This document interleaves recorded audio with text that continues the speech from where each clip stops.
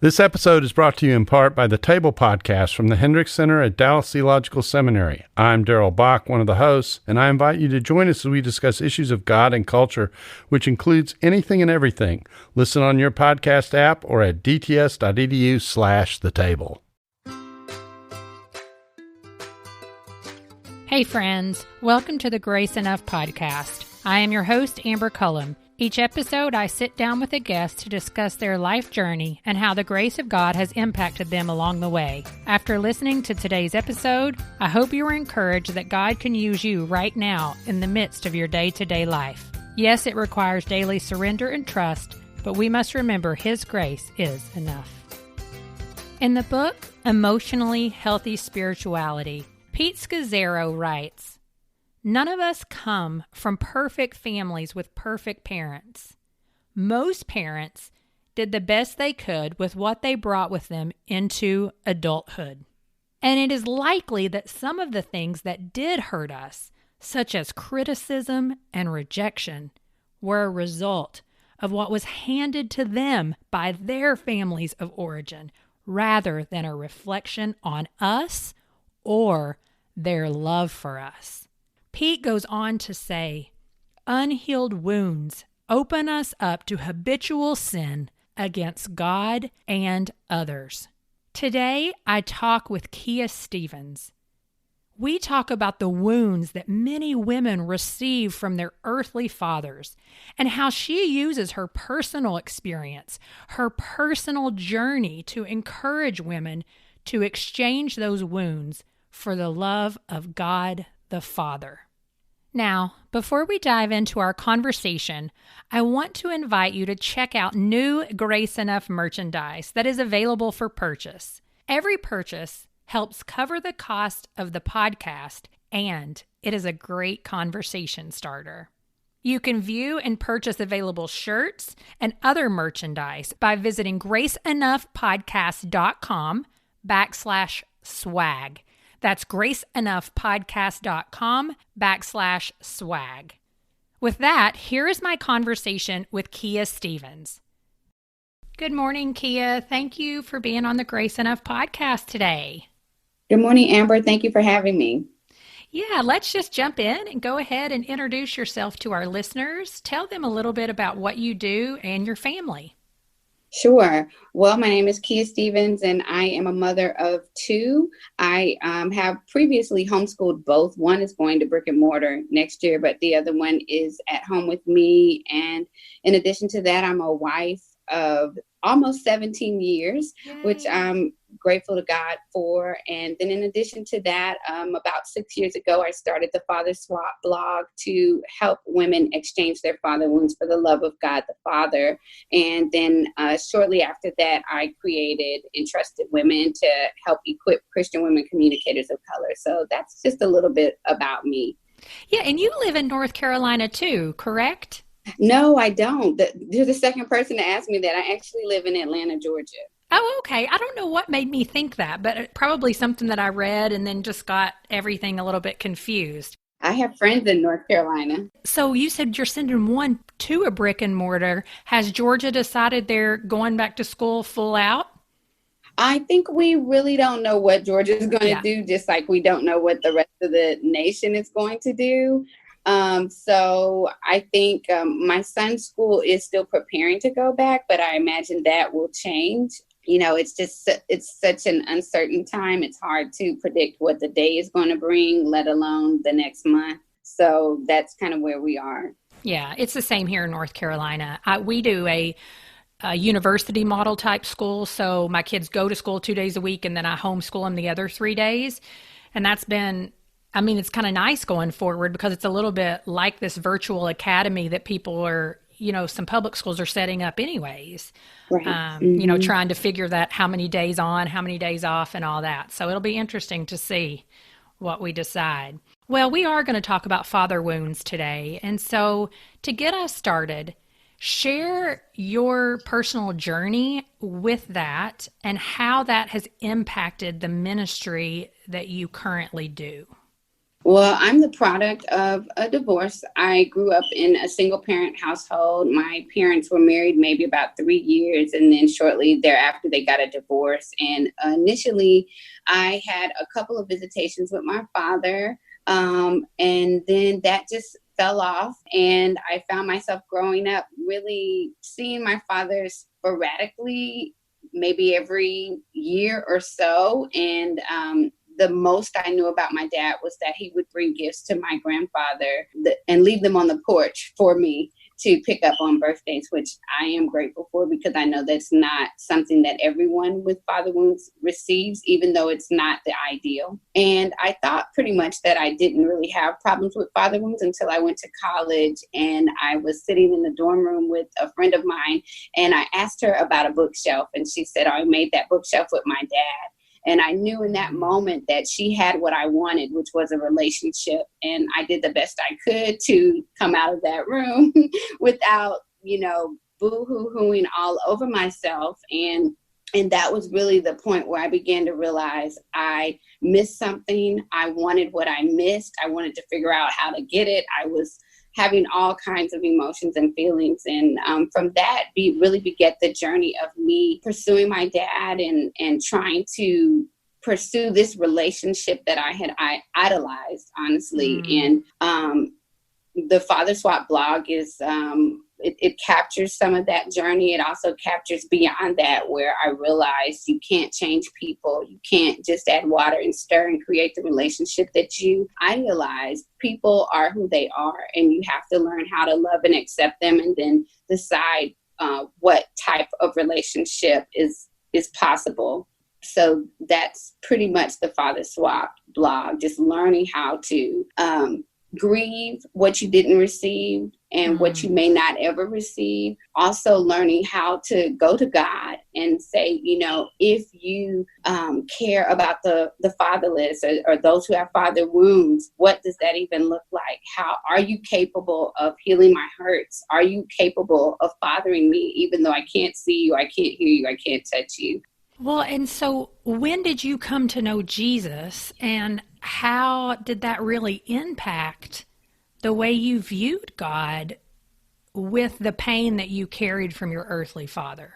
So I came to know the Lord. I was probably 8 years old. And honestly, I grew up in a Southern Baptist church. I remember all of my friends starting to take communion on the first Sunday. And I was like, man, I want to take communion. So I accepted Christ and did the whole shebang, the plan of salvation, really because I was motivated to get grape juice and crackers on Sunday. But I still did believe in Jesus. I believe that he died on the cross, rose from the grave for my sins, all of that. But in terms of the relationship, it was more of an evolution, really trusting him. And I have some posts that I've written where I talk about how it was easy for me to believe that God was the God of the Israelites, that he parted the Red Sea, that he was the God that, told Noah to build the ark, or he was the God of Abraham, Isaac, and Jacob, but when it came to believing that he was a God that was intimately concerned about the details of my life and the place that I felt broken and hurt, it was a struggle. I went through a lot of time where I was angry with God or frustrated with God, where I questioned, if you are the sovereign God of the universe, if you created the heavens and the earth, why couldn't you create families that had a mother and a father? Why is it that some women grow up with alcoholic fathers, or fathers who abandon them, or fathers who abuse them? And so I had a moment. Mm-hmm. I'm still saved, still going to church, still serving in the church, but just really grappling with these deep issues. And the place where I landed after much counseling, much prayer, many tears, is that the bad things that happen in this life, encompassing father wounds, does not negate who God is. God is still sovereign. He's still healer. He's still ruler. He is still compassionate and good. He is still a caring and loving father. He is still all of those things. The existence of sin in our world, and what he allows does not negate who he is. And it also does not negate his tremendous love for us. And we understand that by faith. It is a choice. We can choose to reject it and say, well, if this exists, then if suffering exists, then God is not real. But that will leave us with nothing. I've made that. Yeah, it'll leave us helpless. We can try to turn to the things that are more tangible that we can see, like alcohol, a man, or success, or power, money, those things. But it will leave us empty in the end. And we'll still be looking for something of substance, of value, to fill that ache that is designed to be filled by the love of a father. Mm-hmm. And so what I have come to understand is that the best way to get that ache filled and be satisfied is by the love of God. Well, and something you said at the beginning is wrestling through that with God, yet still serving. And I have said that, over and over again to people, conversations on this podcast, of the wrestling with God through deep questions is part of what really grows our intimacy with him, because he wants to hear that from us. He already knows we're feeling it. There's nothing wrong with taking that to him and really digging in deep, because every time he will show himself faithful. I definitely agree. And you see examples of that in the Bible. Absolutely. I did another podcast of just a while back talking about Hagar, and I was so impacted in preparing for that podcast, thinking about Hagar and how she ran to the desert twice. Mm-hmm. But that first time she ran there, the angel of the Lord pursued her and told her to go back, to go back to her mistress, Sarai, I believe at that time, and just the wrestling that it would take to go back to a place of pain, of sorrow, of difficulty. But then he said, I'll bless you in that place.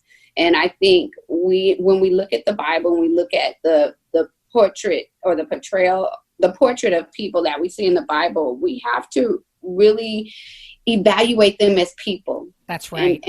And what they were wrestling with, and what it took for them to walk their own journey, the conversations that they had with God, the conversations David had with God in the Psalms. He was very candid. He was very open about what he wanted God to do to his enemies. If he was sorrowful, you knew it. So I think God can handle the breadth, the width of our pain, the depth, the width, all of it. Whatever we have, if we are despondent or depressed or discouraged or angry or frustrated or joyful, or if we are full of peace, whatever we have, God can take. He can handle it. He's That's God. Right.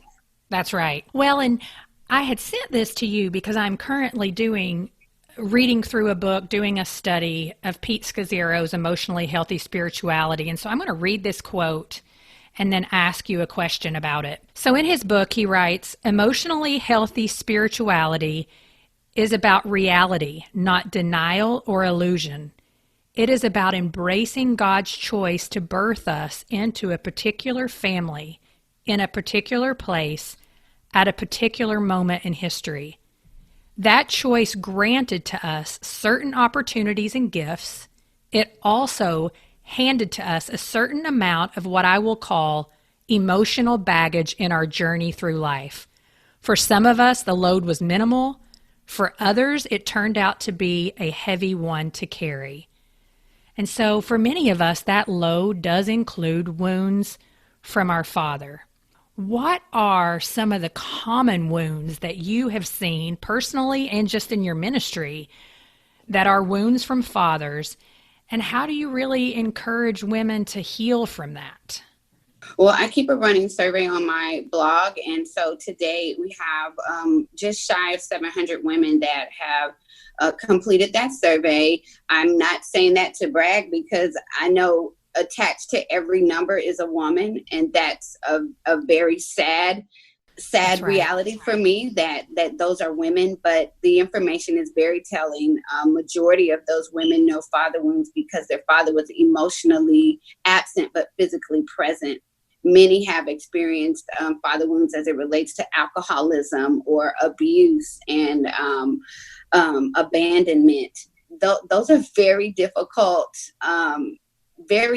realities. I think that a lot impacts how the wound affects the woman. It can be impactful depending on how old was she when the wound was inflicted. Was she just a girl? Was she a teenager? Was she a woman?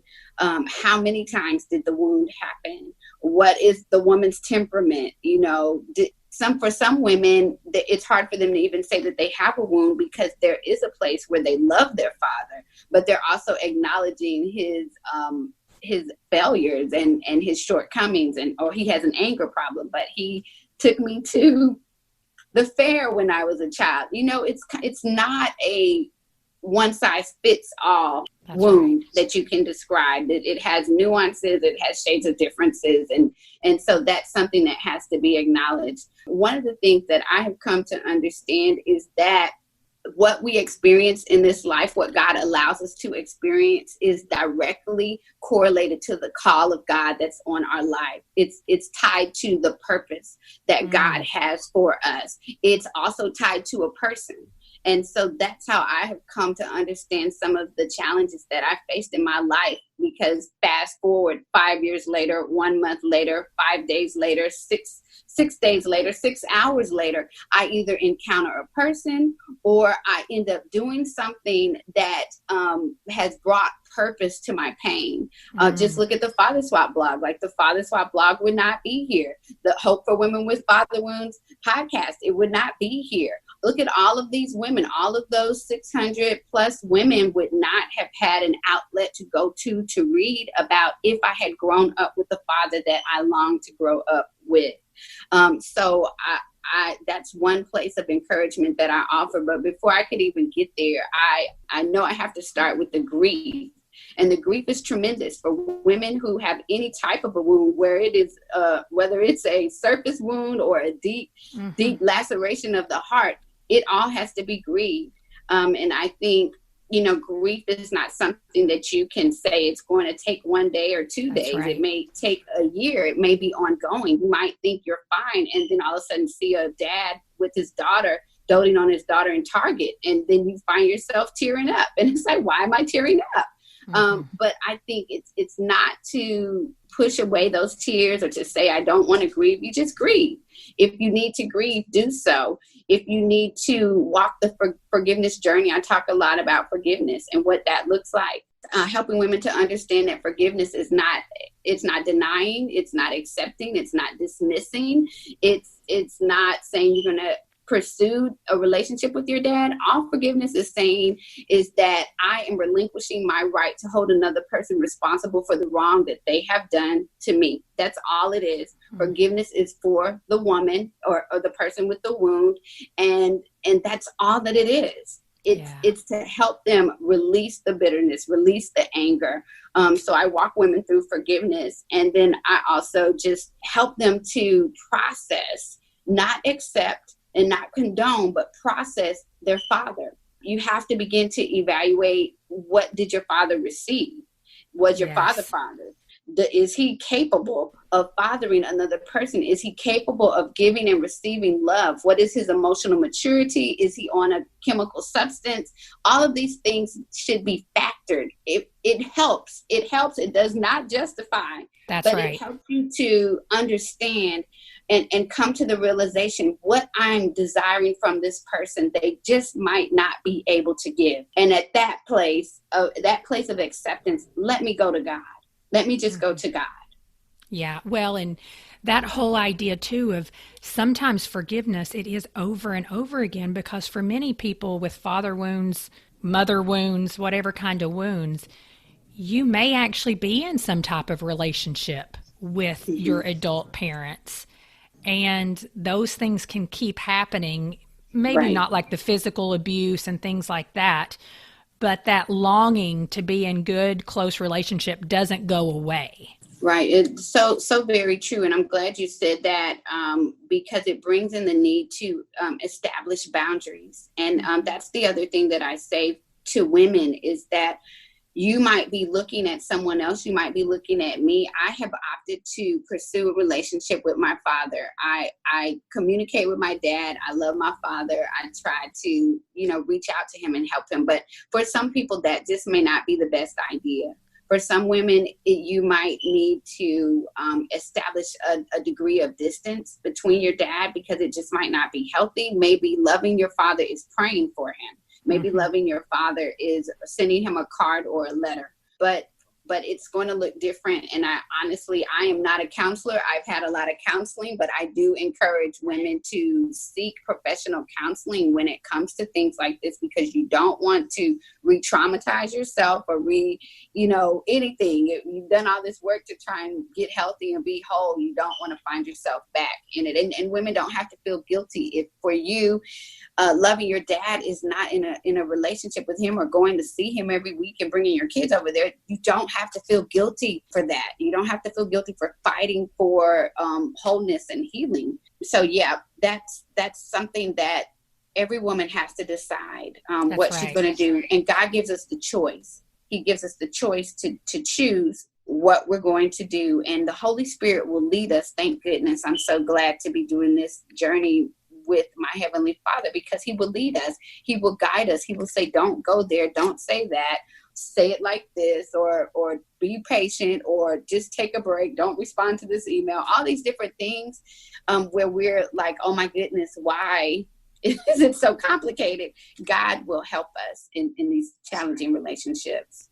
Well, and that's something else. When we think about God as Father, it's so easy to attach to God the same attributes we have seen demonstrated in our daily lives. So what would you say are some of the attributes of God as Father, maybe characteristics of that you have proclaimed in your own life to replace sometimes the lie that we have seen, because relationships are human, whether that's with your dad, even sometimes good relationships, we can take those attributes of people and put them onto God, and that might not even be who He is. So what are some things that you feel like you worked through with God as Father? I think the place that I would start in answering that question is that there's a quote that I often share that I got from the Washington Times. It says, sociologists believe that God is like the father figures that they had in their lives. So if a father was distant, or if he was authoritative, if he was absent, whatever type of father we have, we tend to cast that attribute onto God. We tend to view God through the lens of the man that was in our life or not in our life, and we perceive him to be that way. And so we have to begin to go to the scriptures to understand who God really is. And so another quote that I would say is that God cannot be limited to our understanding of Father. He supersedes every connotation of the word Father. So whatever is even the greatest Father that we have in our mind's eye, God supersedes that. And so now with that, I will go into some attributes that I have seen present. He's present and he's empathetic. Doesn't matter where we are, what we could be doing. We see that in Psalms 139. If we go to the depths, he's there. Wherever we are, God is there. And so he's with us in every emotion, in every location, wherever we move, God is present 24 hours a day. I've also seen God to be a healer. He heals our broken hearts. The mere fact that I'm even on this podcast talking about it, because I went through tremendous pain.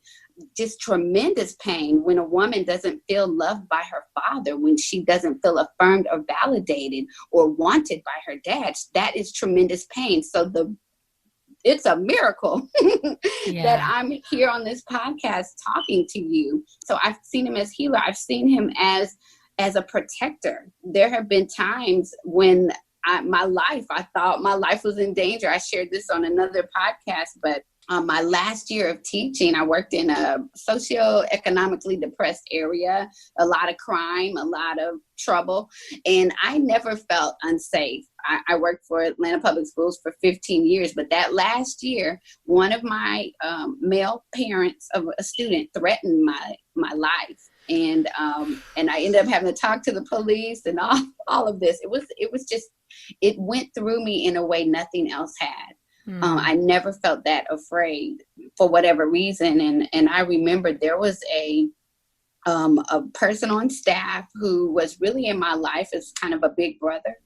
And the day that I was threatened, he got my keys and moved my car to the front of the school. I had previously been parking on a back parking lot.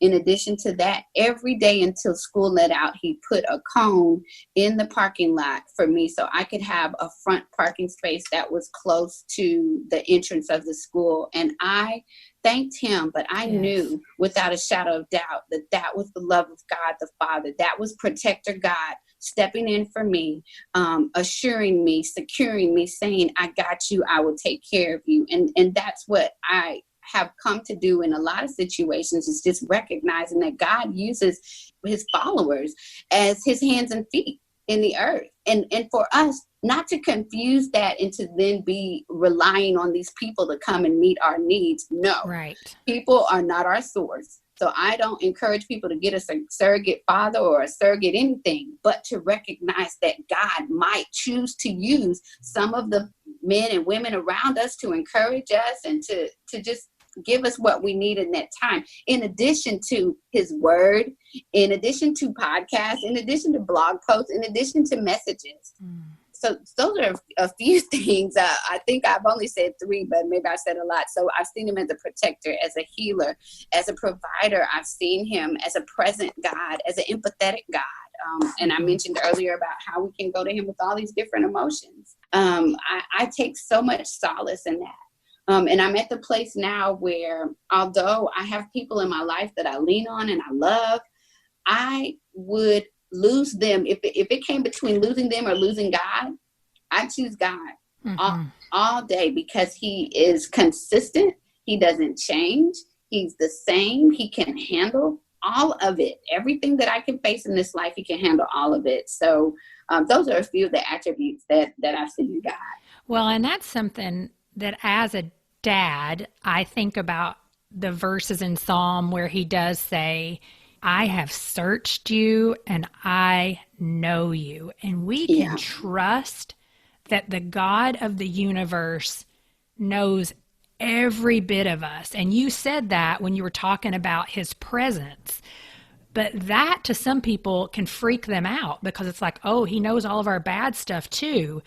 But I'm like, no, that's a gift, because God is still offering his love to us despite the good, the bad, the ugly. And that doesn't get taken away from us, which as humans, again, dad, mom, whatever, we base how we treat people a lot of times on their behavior. And I mean, now, yes, God is judge and he is just, but he still is constantly extending this invitation of love to us despite what he knows good, bad, or ugly about us. And that is like something of God the Father that just is different than any human we're ever going to connect with. I definitely agree. And I think that we have probably dumbed down how amazing it is that we get to talk to God the Father. Like, I'm in Genesis right now, and just looking at the sovereignty of God, like, we have the opportunity to commune with this God who formed and fashioned the universe. He created every type of vegetation that exists. He put the stars in the sky. He created the expanse, separated the waters from the sky. I mean, all these things, it's like he is amazing.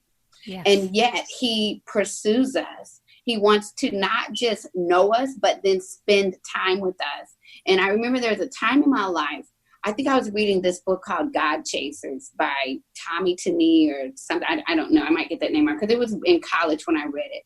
And I had this revelation that I spent so much of my life chasing all these people, chasing guys and chasing, everything else, trying to get somebody to love me and know me and value me and accept me. And I had this thought, God's been chasing me the whole time. God has been saying, I love you the whole time. I want you the whole time. I want to spend time with you the whole time. And I think we have to get that revelation that in all of our chasing for accolades and for success or whatever we're chasing, God has been chasing us the whole time. He's chasing you right now with this podcast, right. with the very words that I'm saying. God is chasing you. And the fact that he would continue to chase us, even after we chase our other things, even after he sees every flaw and defect in our personality and behavior and our inconsistencies and insecurities, he's still chasing us. That should shake us to say, you know what, let me chase him back. Let me dive into the relationship that he's offering me, because it's just truly amazing. Well, and you may have just answered this question, but I'm going to say it anyways. For the woman who may be listening right now that is just at that deep, broken place that you and I know, mine is not from a father wound, but it is certainly from a wound from a family member. How would you encourage her to press on? What I would say, number one, is to grieve, just to have a good cry. There's something that is so cleansing and healing just from crying. And then after you cry, I would say, talk to God. Have an honest, candid conversation with God. I've even at times I've dared women to do it. I've dared them to say to God, if you are who you say you are, then prove it to me. I need you to be this in my life. I need you to be a father to the fatherless. I need you to be the God who heals the brokenhearted. God, if this is true, because I'm struggling to believe that you are really who you say you are. If you are this, I would encourage women to have that type of a conversation. I would also encourage women to pursue counseling. If this has been a struggle that you've consistently come back to, then it may mean that you need to rely on the men and women. I would recommend a woman if you're a woman, but who have been given wisdom by God to help us sort through some of these hurts that we face in life. I have done it many times, and I'm confident that I would not be where I am today had I not had the wisdom of people who could see what I could not see to help me kind of understand and process and figure things out. I would definitely say that to them. But the starting place is really, it's on your knees. It's always on your knees. And I have been amazed by how God has come in and met me in surprising ways, in ways I would not have ever anticipated. And I'm not anybody special.